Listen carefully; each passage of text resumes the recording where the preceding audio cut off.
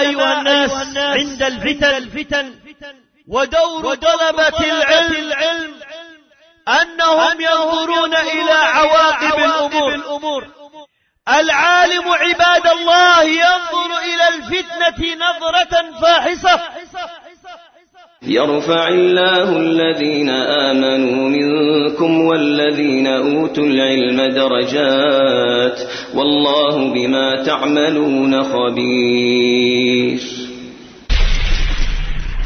يقول الحسن البصري رحمه الله تعالى قال العالم يرى الفتنة وهي مقبلة والناس لا يرونها إلا وهي مدبرة.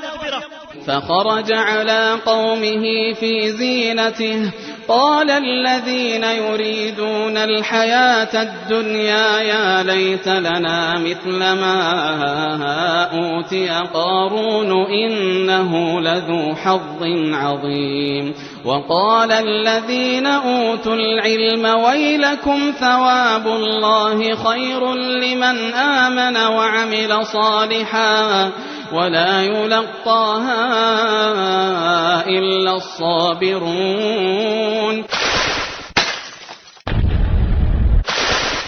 بالأمس كان بعض العوام يتمدحون في الحوثيين ويقولون هم إخواننا ليس بهم شيء.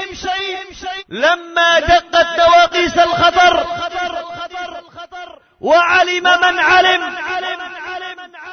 أن الحوثيين يريدون أن يبتزوا المسلمين جميعا بدأ الناس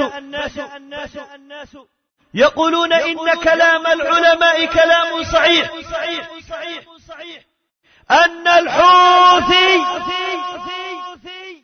يا حوثي اسمع يا من تعتقد اعتقادهم أن الحوثي في نظر العلماء كفار وليسوا بمسلمين. فينبغي على العلماء وعلى طلبة العلم وعلى الدعاة إلى الله أن يتبصروا في حال الفتن.